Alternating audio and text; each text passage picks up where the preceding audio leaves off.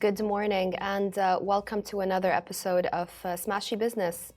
I'm Lubna Hamdan and with us all the way from Amman, Walid Shihabi. Welcome, Walid. Good morning, Adam. Good morning.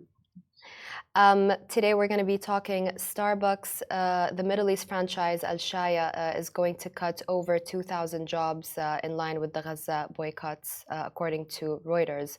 And then a Google engineer has the entire world talking about him. You're going to find out why up next. Both Bitcoin and gold rose to an all-time high. And then stay tuned. We've got Carlos and Francesca of CG Barbershop. A husband and wife duo joining us in the studio after this. What is it like to work together as a husband and wife? We're going to be talking about that. Walid, recording in progress. Good to see you. It's been a while since Step. How are you doing? Yes. How are you doing? It's been a difficult few weeks, actually. You guys made it to Qatar to the Web Summit, which was awesome. Unfortunately, I missed that one, but got my updates from you guys.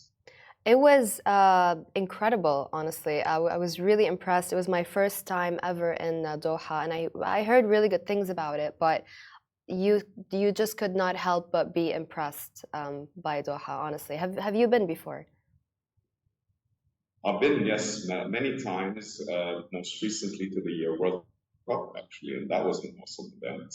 But certainly, I think a huge coup to host the Web Summit. In Qatar, I think there's a lot of momentum behind the startup scene, the technology scene in the Middle East.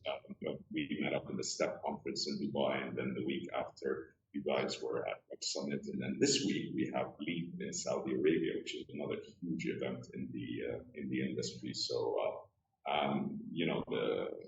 it's all awesome for companies like yourselves in this space, just to focus so much energy and attention to developments. Yeah, absolutely.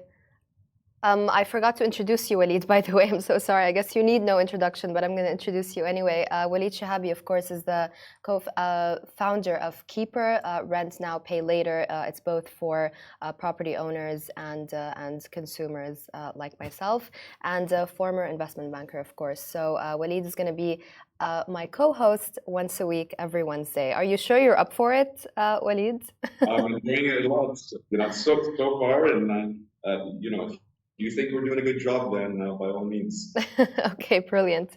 Let's go ahead and, you know what, before we dive into the news today, yesterday I attended an event by an advisory called Tough Love.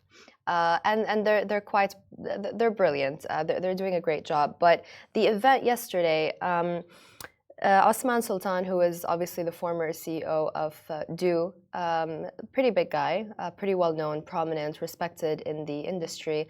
He gave a 45-minute speech, I kid you not, 45 minutes, about digital and the industrial revolution. I mean, if you're talking about digital, surely you know that people don't have the attention span to listen to you go on and on about, about the industrial revolution. Yeah, it was a little bit ridiculous to me because it obviously, he missed the entire point of his own speech. That's interesting that you say that, and I recall from a previous episode also about how much shorter our attention span is these days, and what we try to fit into any given hour. I think I'm on the whole podcast fiction space, and it becomes about how much can you fit in and how much knowledge can you fit in time. Absolutely. If you want to keep up with what's going on. So certainly short and sweet and punchy probably beats long historical narrative. So yeah, it's that. Okay. Get to the point, get to it quickly, get to the back. Exactly. And you know what? There were no chairs even, and I know Khaled is not going to be happy about this. Khaled is one of the partners, of course, of Tough Love, but I'm going to give him some tough love. Khaled, next time you throw an event, please think of us women.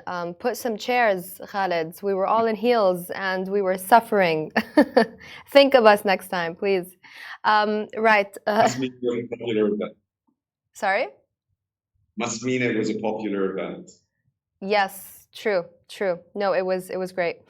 Right. So Starbucks Middle East, the franchisee AlShaya is going to cut over 2,000 jobs. That's according to Reuters. AlShaya obviously owns the group, the rights to operate Starbucks in the Middle East. It's going to lay off more than 2,000 people as the business suffers from consumer boycotts linked to the Gaza genocide, and we insist on calling it a genocide. Other people call it a conflict, other people call it a war. It is a genocide in our eyes, and that's pretty clear. People familiar with the matter told Reuters that the cuts apparently began on Sunday and amount to about 4% of AlShaya's total workforce, which is almost 50,000 people. And the layoffs are mostly concentrated in the Starbucks franchise in the MENA region, according to sources. This was bound to happen, I think. And we spoke about this earlier with Richard, and he was disagreeing with me that companies like Starbucks or AlShaya don't need to take a stance when it comes to the Gaza situation. But I disagreed. What are your thoughts, Walid, on this? Well, I think it's not surprising. I think the impact's been significant to the regional and local operations for like specifically the Starbucks. I think in the eyes of consumers, the association was too strong, and the boycott was extremely effective. The unfortunate part of the impact of such a boycott would be on the workforce. On the workforce, yes. On the local workforce, right? So this is where the unfortunate part of the impact. But I believe that the is in the region, and this could be actually a boon, and has been a boon for domestic businesses, for domestic roasters and coffee shops and specialty coffee houses, which we've seen, pop up and succeed. So I would say that there is an opportunity for that industry to absorb well-trained staff. So the net impact doesn't have to be negative. But this definitely shows that the depth of the impact of the boycott has had on such brands, and not just Starbucks, but I think Starbucks tends to in the head of the spear when it comes to people's association with positions that they were far from where we stand. Absolutely. That's an incredible point. We lost you a little bit there, Walid, so I'm just going to repeat to people just that one line that you said. Unfortunately, people are losing their jobs, people from the MENA region, but it did not have to be this way. You said now is the time for local brands to step forward. And you know what? In Russia, when the war started with Ukraine, that's exactly what Timothy and his partner did. Timothy is a music producer and rapper, and people were not kind of taking him seriously in the business space. And then he, together with his partner, bought all the assets for Starbucks. And turned it into Stars Coffee. So I think AlShaya really had the opportunity to do that. It's not too late. Maybe they can still do that. Do they really have to lay off all those people, or can they just take the Starbucks assets and do the same thing that they did in Russia? Granted the circumstances are different, they can still do that. Certainly. I think the circumstances definitely are different, but that may eventually be a viable alternative, is to repurpose the existing assets or create a new brand. It'll depend on how far this fights and how long this goes, but I think it runs deep. So what you mentioned might be actually a viable path. Absolutely. And Howard Schultz of Starbucks, of course, made it absolutely worse. Yesterday, he wrote a rather ambiguous post on LinkedIn, something to do with soul searching, very kind of Yeah, very ambiguous, although the message was pretty clear. He said, and I quote, "There is no textbook or guidelines to follow to build a company and a brand with a soul," he said. It's about never succumbing to economic pressures. I will say, have a soul, Howard. That is all I will say. He said, the world is seemingly on fire. It is actually on fire, at least it is in Gaza. Clearly, he doesn't care about the genocide. He cares about the business. And wrong take again, wrong stance yet again. Yeah, I would agree, and I think the credibility is down to negative territory. I think when it comes to that particular spokesperson. So, yeah, it's listen, it's a tricky line to follow, but I think people who search their souls properly and the implications of their words and their actions, or even attempt to be fair in their judgment. Absolutely. We don't want to get too political on this show, but it's inevitable that that business and politics are intertwined. And this leads me to my next story. A Google engineer protested Project Nimbus at an Israeli tech conference, Mind the Tech, yesterday. He yelled out, "I refuse to build technology that powers genocide." He interrupted Google Israel managing director Barak as he spoke on stage at Mind the Tech in New York.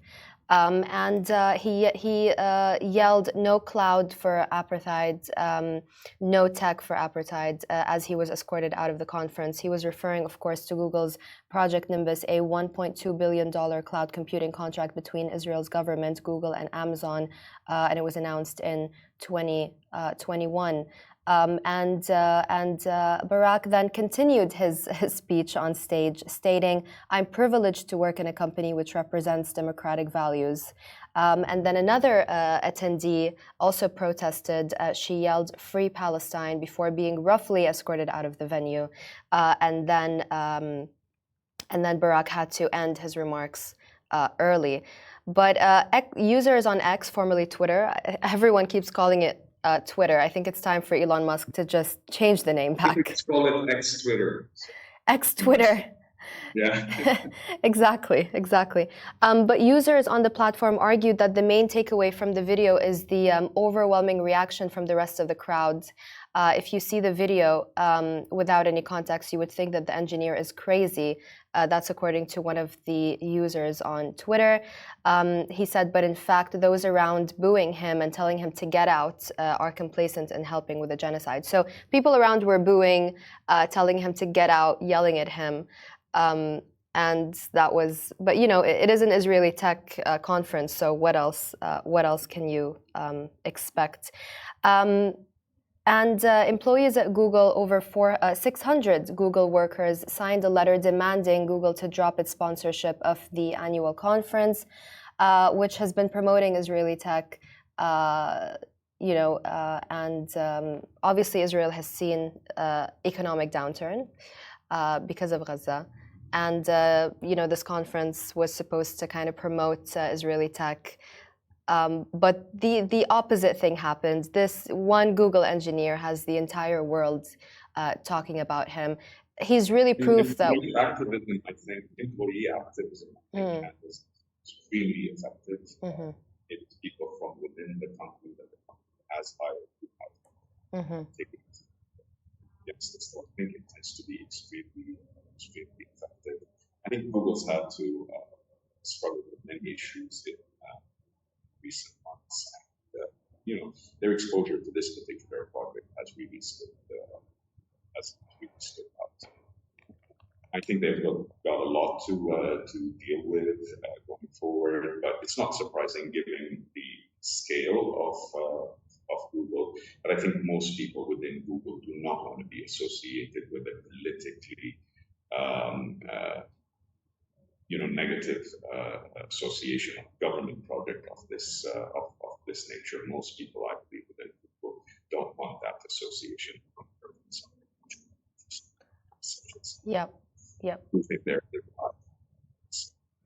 You're cutting off a little bit there, Walid, but it's a great point that you're making, and I think the main takeaway from this is that companies do need to take a stance on this.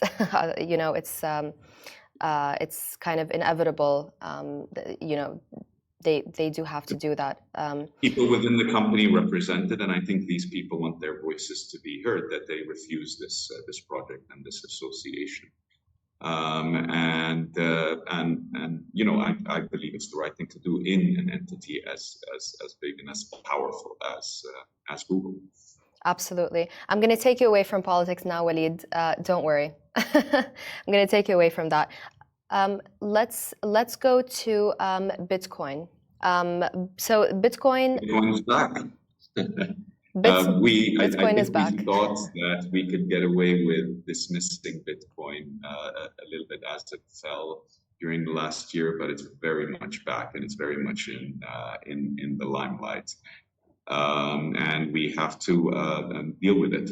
I think the fact that it was to a large degree legitimized for investors through the, you know, there was an ETF, an exchange traded fund program that got accepted to be listed on exchanges where you could get exposure to Bitcoin directly on American stock exchanges was a huge boon for it. And it's practically become a legitimate asset class for investors globally today. Absolutely. Who would have thought? Who would have thought?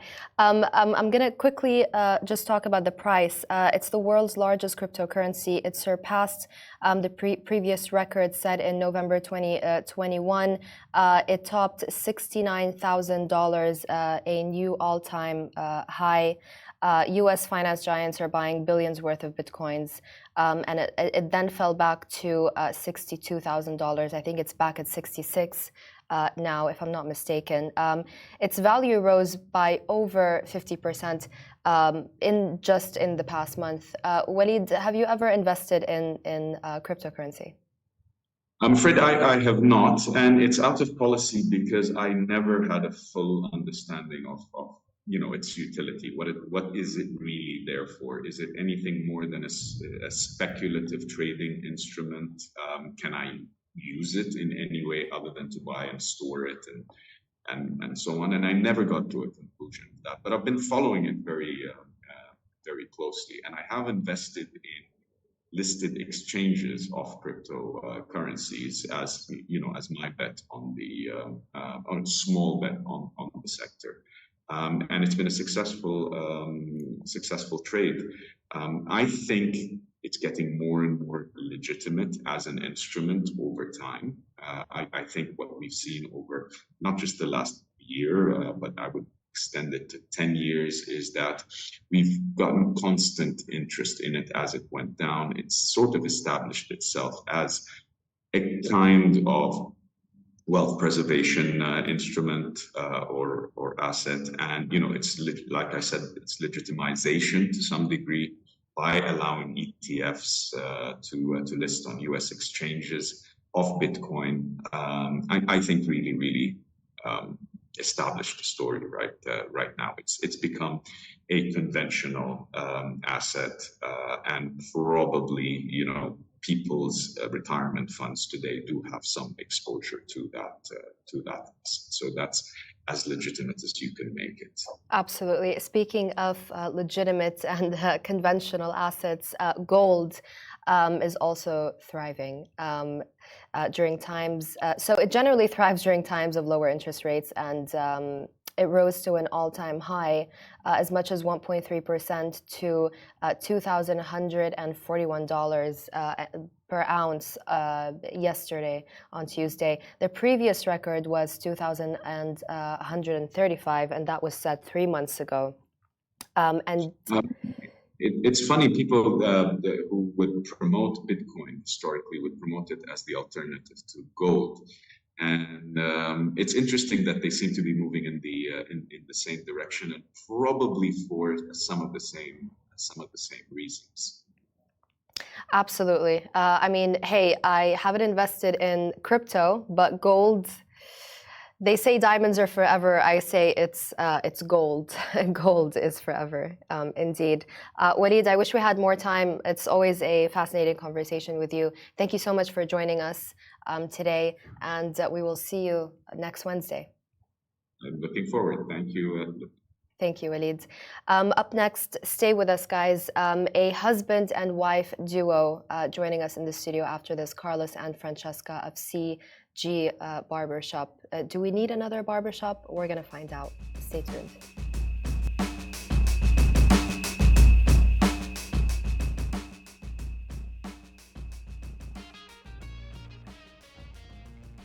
Carlos and Francesca, welcome to the studio. I wish we could talk about what we were talking about before. Probably best that we don't. Probably best that we don't. So you're a husband and wife duo of CG Barbershop. That's right. Do we need another barbershop? Expanding, you mean? No, generally. There are so many barbershops in Dubai. Yeah. Why did you decide to open another barbershop, and what sets you guys apart? Yeah, because like that's what I've been doing my whole life, and the Frenchie actually believed in me when I had this idea, and we opened it, but we know how to run it, and thanks God it was like a not easy journey. It was really hard because like after we opened, 6 months there was COVID, and Dubai is a very tough place in terms of the market, and as you said, like too many barbershops, but comes down to technicality and operation and management. Yeah, I think it was. I think looking back, the experience is quite different for me because I don't come from a retail background or a salon background. I've never really been in a men's barbershop. But when we met, I think 7 years ago, 8 years, it feels way longer. But when we met, I was working in events, and I remember having really clear discussions when we set up the barbershop. We never talked about like making money, or it was just all he wanted to have was the best technical barbershop in the country. That was it. Yeah. And I think and you stood by his side. Yeah, and I think because and everyone was like, "Why are you going to invest in this? Why are you going to do it?" I said, "Well, if you've met him, you'll know he's number one, the most kind of passionate person when it comes to the craft of barbering. Number two, he's one of the most focused, hard workers. So if I'm going to, he's blushing right now. Yeah, but you know, I said if I'm going to put my money behind anyone, it's him. And so I think that we just had this very clear goal of creating something really unique, something very technical, something that was really based around craft. And then we didn't think about the money, and it was just let's focus on that and then start to build it. And we started off with Carlos cutting hair and me on the reception trying to figure out how to work the system. In the beginning, it was like 3 weeks I would by myself. Yeah. And now we look at the team, I think we've got 16, 17. Right.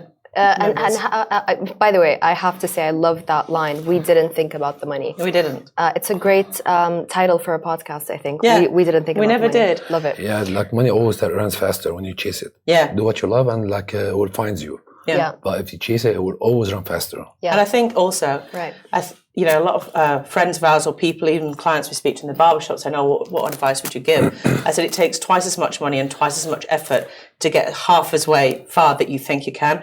And I mean, even now, 4.5 years down, we still invest everything back into the business. Otherwise, you plateau. You have to keep investing your staff, buying, even little things like improving like the health insurance that we offer our employees, so they actually feel valued. Absolutely. It's not like I'm just working, in a barbershop, but they actually feel that they're valued. We have like quarterly staff meetings. We try and do incentives. We've got a big yacht party coming up in 2 months where we hire a big yacht. We take out our favourite clients. Oh, lovely. Which is all of them, but we can only fit so many people on a boat. You're invited. Yeah. You can join us. I was wondering if my invite was going to come through. Thank you, Carlos. Like a DJ and like food and lots of activities. Yeah. We got even musician. Yeah, we always try and do like separate, different things. Lovely. Okay, I'm loving it. It's making me want to take the rest of the day off and just go chill on a yacht or something. So you guys are a husband and wife duo. I'm gonna talk a little bit about that a bit later on. But first, your background is in events. Carlos, what is your background?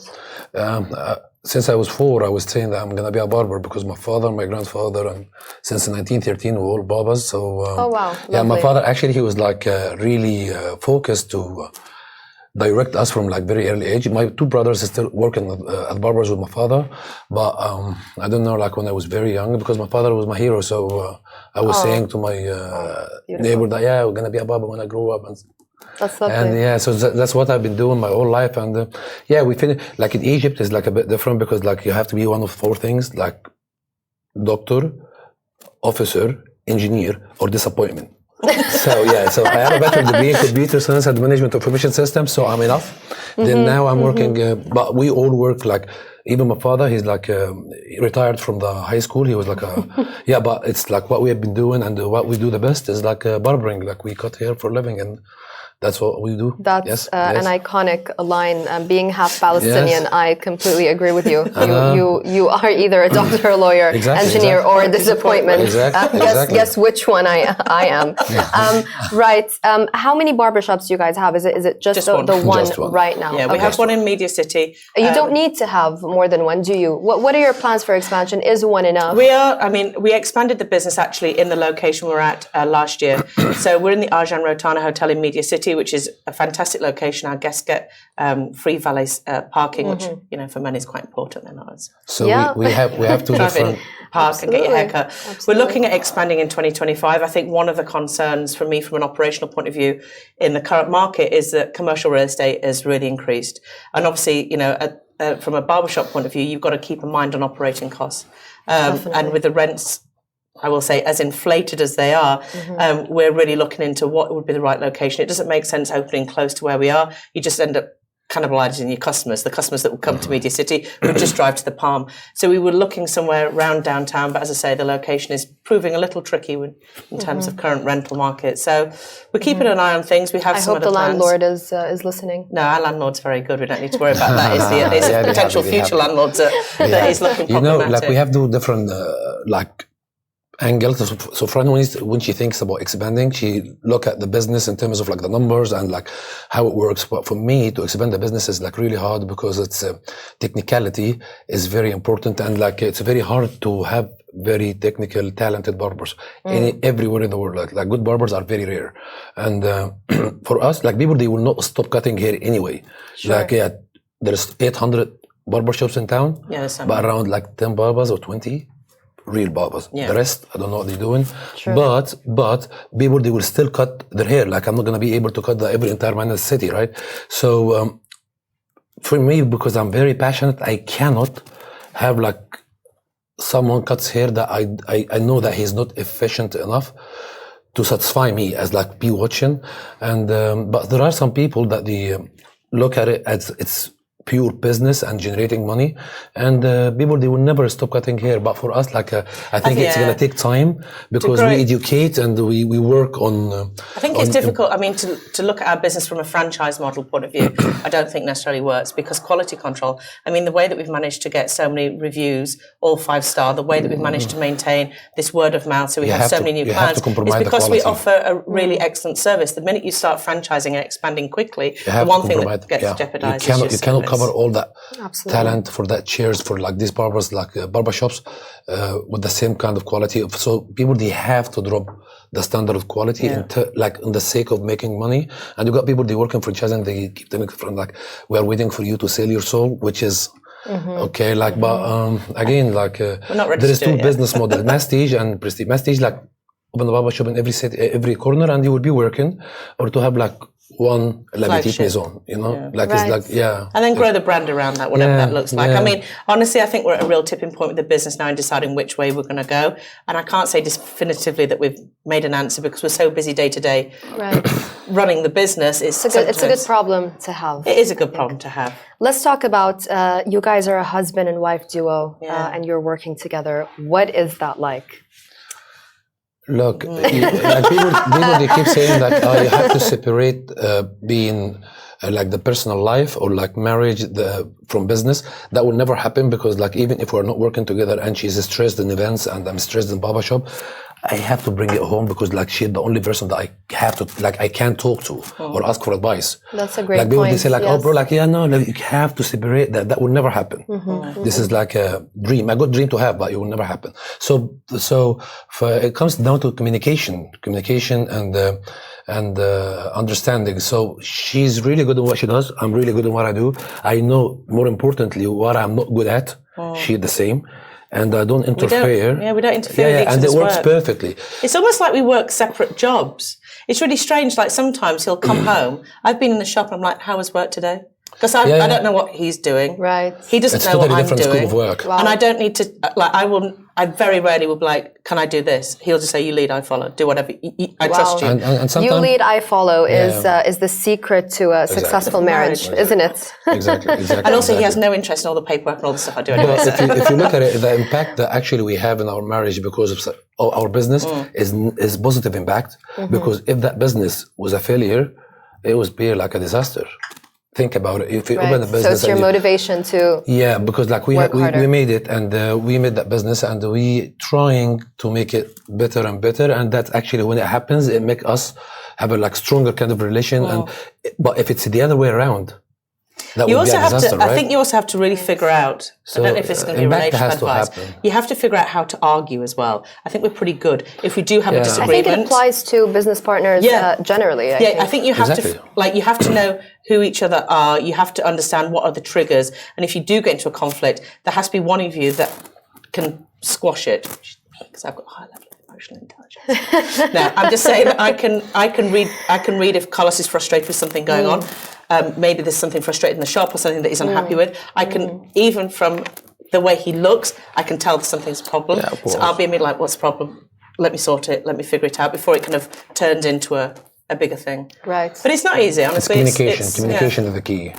And sometimes it's hard, but it's like any marriage. But I think in the impact, as I said, at work, if you're working with your partner, has to happen, but either way, negative or positive. But thank God in our cases, very good. Yeah, because she. Did you just get the thumbs up? Great. Thumbs up for those listening on podcasts.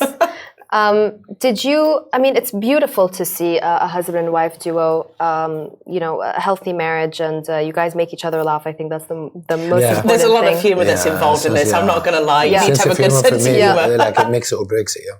Absolutely. But were you concerned at all before launching the business? Because actually, a lot of businesses do, people do launch businesses as husband and wife, and they work together in the same company, and they can't handle it, and it kind of all unravels.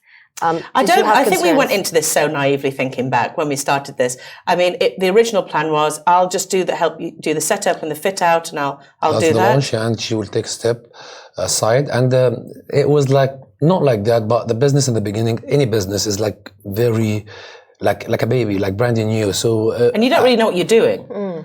Like, you don't know what you're doing. I mean, for the first kind of year and a half, I really didn't have a clue. But then I suddenly realized the biggest mistake that I personally made operationally with a business, which I think a lot of business owners do, is that you start off, you've stretched yourself financially, we don't have investors, it was all self-funded. And then I was like, I'm going to do everything. I'm going to figure out how to do everything. So I would watch YouTube videos of like search engine optimization and Google Analytics. Right. And then be like, I have no idea what I'm doing. Yeah. And then you realize you need to outsource. You need to hire people better than you if we are in not their speciality. We'll bring the expertise. Yeah, and that was a tipping point for me with the business. business. I was like, I'm trying to learn everything. I don't know how to do it. I don't enjoy it. Right. So I'm just going to find people who are really good at it, and we'll get them to do it. So there are parts of the business that are outsourced, just because either I don't want to do it, I can't do it, or I don't have time to do it. How has it been since Corona? What is the main challenge you would say right now? You said you're at a tipping point with the business. I think the business is just busy. It's just busy. It's almost like there's too much work for me and him. And it's about, honestly, I think one of my struggles is recruitment. And the business finding is growing. good talent. The business is growing like so fast that we physically can't take it, because I do like 3-4 tasks. She does the same. Like I do like the quality, the social media content, educating the barbers technically, and controlling the quality of the service on day-to-day basis, and all the photo shoots and stuff like that. So also I do it. Plus I cut hair, and this with the skin. And you still cut hair. Yeah, and he's it's, still cutting hair. still, and then, yeah. And you've got great hair, I have to say. For those listening on podcasts, do check out the video. Carlos has great hair. Francesca, you've got Look at that chick hair. iconic And hair. actually, he I would say. doesn't do my hair, which is a shame. Yeah. I really thought the benefit of having a barbershop was that I get free haircuts. But actually, no, I don't let him do my hair. No, sounds like he should be doing your hair. No, he did it once and it didn't. Yeah. Yeah. No, you just stay in the wheelhouse of men's hair. I think. Yeah, Leave yeah. women's hair. I think that's a whole different world. So It's absolutely, but you know what? It's equally difficult to find a good hairdresser for us really ladies is. as well. Yeah, I So think maybe once you've that's the found your next place, venture, perhaps. never. I think That was a solid never. never. No, because the thing is, I think.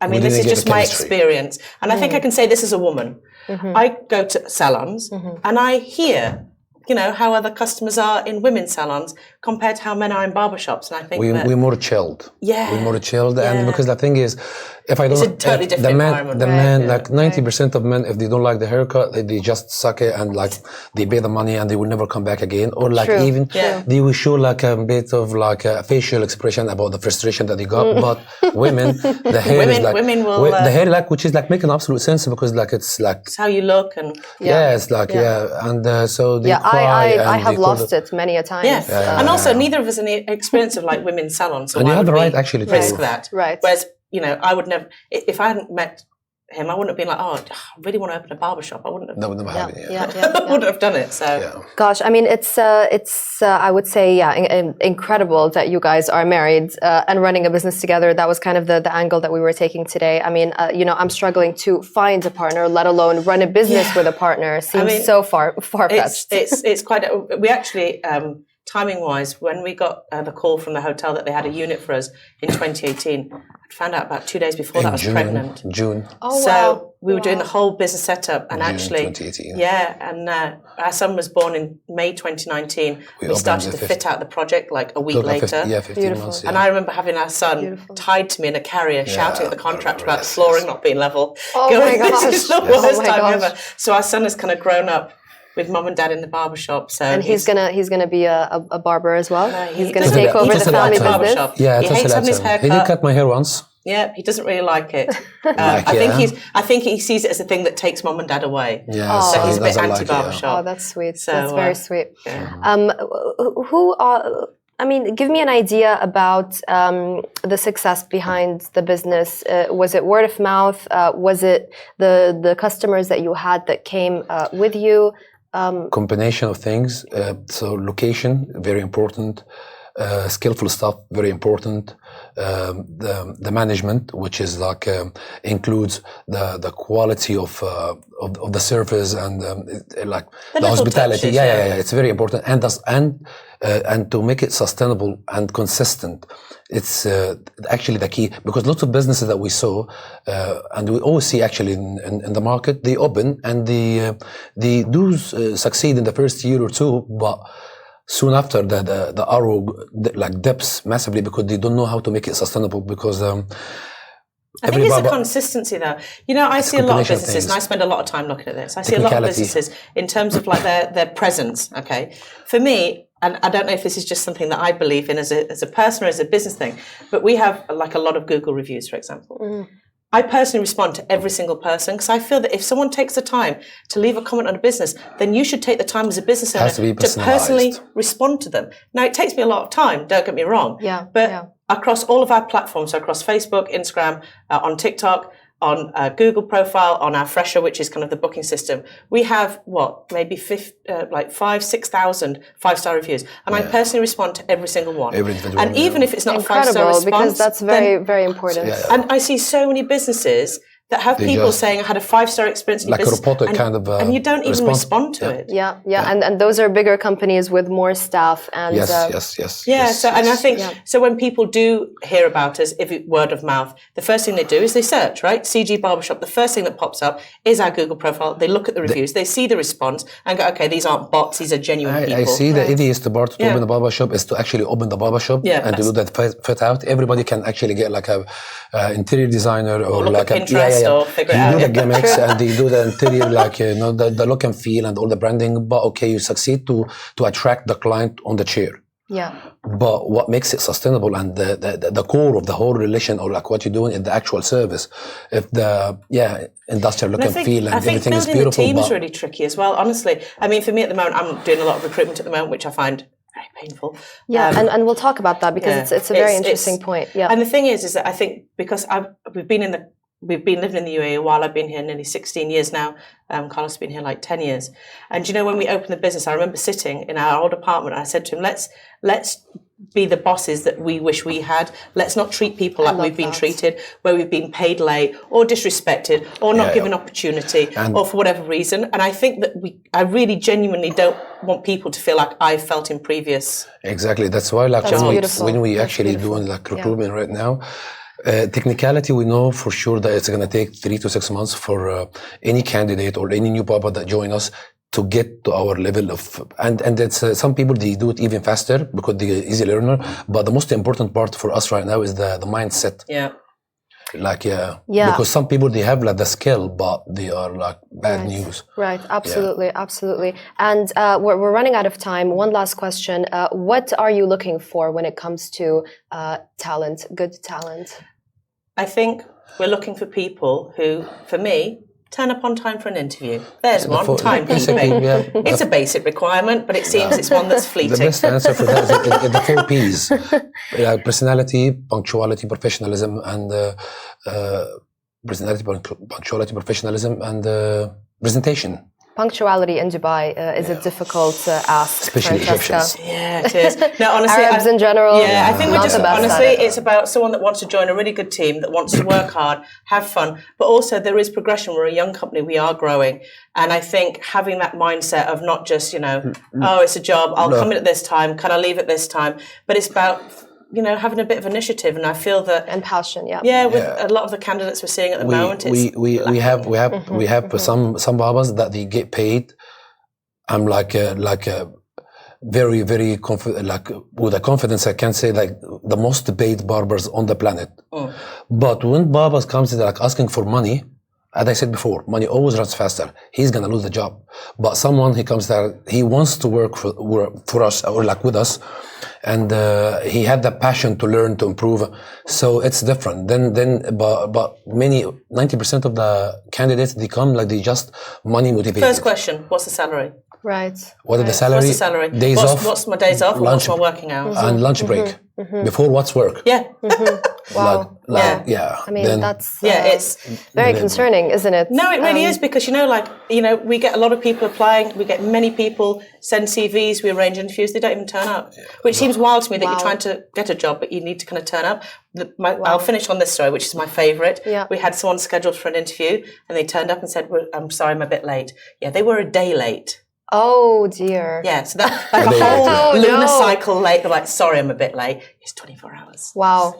So, I mean, were they late but worth the wait? No, because we actually don't. I have a very strict rule. If you're late, then I'm not seeing anyone. Well, then we would never work together, Francesca. I'm a Dubai kid, born and raised. Listen, I have to say that unfortunately, Carlos is the latest person on planet Earth. No, I'm always late 5-10 minutes. I don't know why. Like 25, 30. No, 10. 20. I think we have no concept of time, Carlos. People like us, we live freely. What is time? Exactly. What is time? I said to her, I'm early for everything, he's late for everything. It's my culture. Do you want to change it? Like I wake up 6 o'clock in the morning, but I have to be at the shop at 10. It's my culture. Do you want to change it? I love that excuse. This is what I need to use that excuse. It's my culture. Like that's how we grew. Yeah, even in Egypt, like I'm sorry, like, but even big corporates and such like Uber or like massive corporates in Egypt, they have totally different style, because like even engineers in Egypt, they never go from 9 to 4 or 9 to 6. But what they say, okay, you got that project in a deadline, you have to finish the task. You do it by 4 o'clock in the morning. I mean, that's what matters, right? Yes. As long as the job is done. While he's Francesca is not convinced. No.